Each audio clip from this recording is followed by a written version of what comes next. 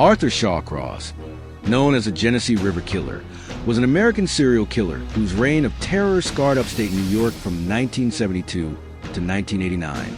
This monstrous predator confessed to murdering 14 people, including 2 children in 1972 and 11 women, mostly sex workers, between 1988 and 1990 in Rochester, New York.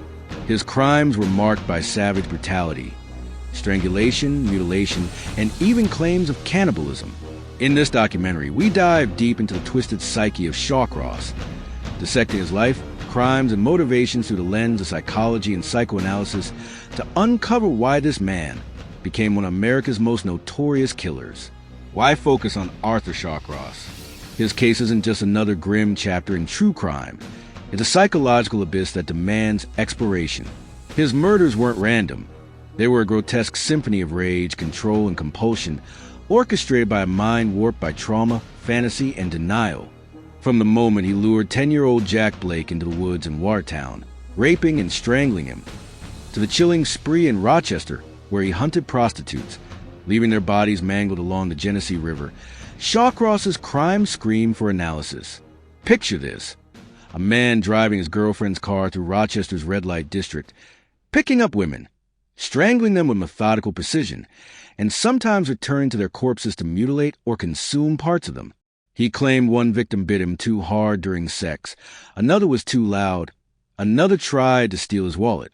These weren't just killings, they were rituals drenched in psychological complexity, making Shawcross a chilling case study in the darkest corners of the human mind. Let's step into the shadows of Arthur Shawcross's beginnings, where the seeds of his depravity were sown. Born in Kittery, Maine on June 6, 1945, Shawcross was the eldest of 4 children in a seemingly normal family that soon moved to Watertown, New York. But normal? That's a lie his own mind might have believed. Shawcross claimed a childhood steeped in horror. His mother, Bessie, was domineering, allegedly sodomizing him with objects and performing oral sex on him from age 7. He spoke of sexual encounters with his sister, his aunt, even animals, and a homosexual experience at 11. His parents and siblings, though, called these tales fiction, insisting his childhood was unremarkable. So what's the truth? Psychologically, this discrepancy is a red flag. Serial killers often craft elaborate narratives to justify their actions, a defense mechanism rooted in denial or delusion. Shawcross's stories, whether true or fabricated, point to a fractured psyche, possibly a sign of narcissistic personality disorder or schizoid tendencies, where reality and fantasy blur.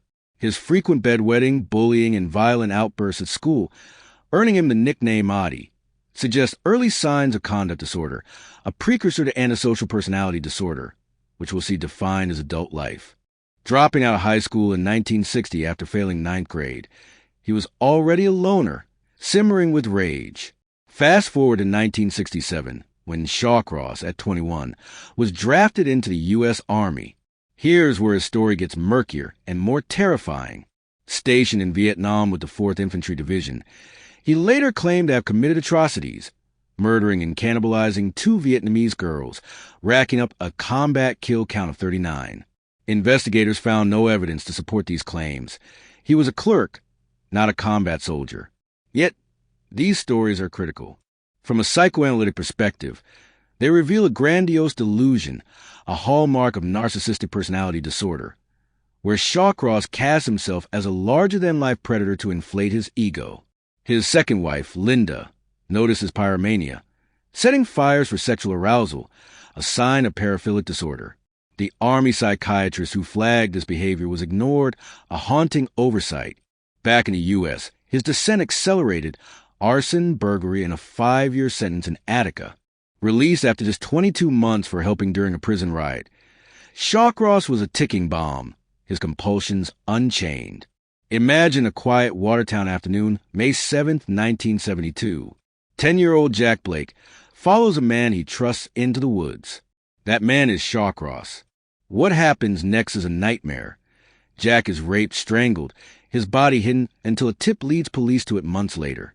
Just 4 months after, 8-year-old Karen Hill, visiting for Labor Day, meets the same fate. Her tiny body, found under a bridge, is stuffed with mud and leaves, a grotesque signature of Shawcross's rage. He confessed both, but a plea deal let him plead guilty to manslaughter for Karen's death, dodging charges for Jack. Why children? Psychologically, targeting vulnerable victims like children reflects sadistic personality traits, where power and domination fuel the act. Shawcross's choice of kids suggests a need to reclaim control. He felt stripped of in childhood, whether real or imagined. His ability to lure them speaks to a predatory charisma, a trait common in serial killers with ASPD, who manipulate with chilling ease.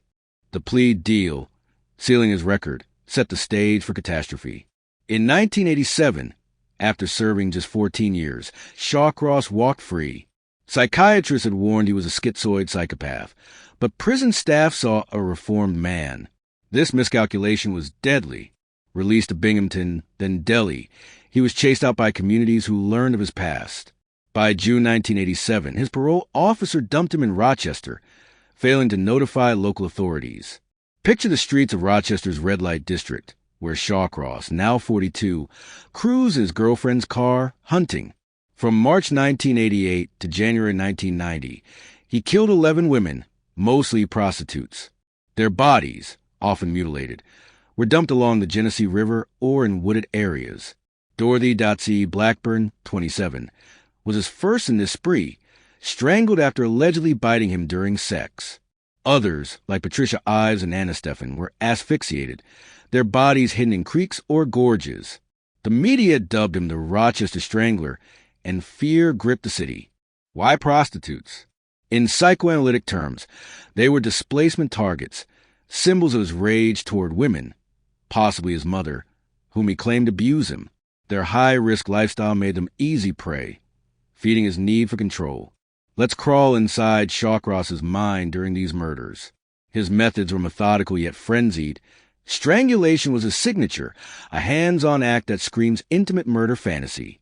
Strangling allowed him to feel their life slip away, a twisted intimacy rooted in necrophilic tendencies. Some victims were mutilated post-mortem, their genitals removed or consumed, as he later claimed. This points to cannibalistic paraphilia, a rare disorder where consuming human flesh fulfills a psychological need for dominance or possession. In a 2008 documentary, Interview with Serial Killer, Shawcross's unemotional voice and constant blinking, a possible sign of blepharospasm from chronic stress or trauma, betrayed no remorse. People on the outside do not know what evil is, he said, a chilling glimpse into his detachment. Psychoanalytically, this flat affect suggests alexithymia, an inability to process or express emotions, common in serial killers who channel feelings through violence. His claim of killing one woman for being too loud or another for calling him a wimp reveals a fragile ego, easily triggered, a hallmark of narcissistic rage. Shawcross's defense leaned heavily on his alleged Vietnam trauma, claiming post-traumatic stress disorder and dissociative identity. Disorder drove his actions. He spoke of an alter ego, Bessie, named after his mother, who took over during killings. Forensic psychiatrist Dr. Dorothy Lewis supported this, citing childhood abuse and war trauma. But profiler Robert Ressler and others debunked his Vietnam stories. No evidence of combat or cannibalism existed.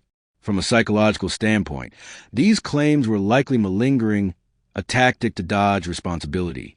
Yet, Lewis's controversial diagnosis of DID, explored in the HBO documentary Crazy, Not Insane, raises questions. DID, where trauma fractures a personality, is rare but plausible in cases of extreme childhood abuse. If true, Shawcross's Bessie could reflect a splintered psyche, projecting his mother's dominance onto his victims. Still, Park Dietz, a renowned forensic psychiatrist, called it a hoax in Shawcross's case, arguing he was manipulating Lewis. The truth? His antisocial personality disorder, marked by deceit, lack of empathy, and impulsivity, likely trumped any other diagnosis. Let's paint the scene of one murder, as described in police reports and Shawcross's own confessions. October 1989, Rochester. Patricia Ives, a 28-year-old sex worker, climbs into Shawcross's car. He drives her to a secluded spot near the Genesee River. What follows is pure horror. He strangles her with such force her hyoid bone snaps, her eyes bulging as life drains away. Post-mortem, he mutilates her body, carving away parts to keep as trophies. A hunter finds her days later, her corpse half hidden in leaves, the stench of decay thick in the air. Witnesses reported Shawcross's eerie calm, even bragging about his accomplishments to police. The media, gripped by panic, quoted a Rochester resident. "You didn't walk alone at night anymore. It was like the city was holding its breath." Each kill was a ritual, a release of pent-up rage, possibly tied to repressed trauma or a need to erase women who mirrored his mother's perceived control. Psychologically, his mutilation reflects objectification, reducing victims to mere objects for his gratification. January 4th, 1990, state police spot Shawcross near a victim's frozen body, urinating by the roadside. A careless slip for a predator so calculated. Arrested, he initially played innocent, but his past unraveled. Prostitutes identified him as Mitch, and his sealed record as a child killer shocked investigators. In a 13-week trial, the defense's insanity plea, built on DID and PTSD, crumbled. Jurors, unmoved after just 6 hours, convicted him on 10 counts of murder, later adding an 11th. Sentenced to 250 years. Shawcross died a heart attack in 2008 at Sullivan Correctional Facility, age 63. His final years were marked by a bizarre attempt to sell prison paintings and autographs online, a last grasp at infamy. Philosophically, Shawcross then raises questions of free will versus determinism. Was he a product of a broken system, abuse, war, parole failures, or a man who chose evil? Existentialist thinkers like Sartre might argue he was free to choose otherwise, yet his compulsion suggests a mind enslaved by its own darkness. His legacy is a warning. Evil isn't always born. Sometimes it's unleashed by society's failures. What does Shawcross's story tell us? From a psychoanalytic perspective, his life was a battleground of unresolved trauma, his victims proxies for a mother he both feared and hated. His narcissistic rage and sadistic impulses were outlets for a psyche that couldn't process pain. Philosophically, he embodies a Nietzschean abyss. Stare into it, and it stares back. His inability to feel remorse, his cold recounting of horrors, points to a soul detached from humanity. Yet, society's role, releasing him despite warnings, raises canting questions of moral responsibility. Were we complicit in his rampage? Shawcross wasn't just a monster. He was a mirror, reflecting our failures to cage the beast within and without. His story chills because it forces us to ask, how close are we to creating the next Shawcross?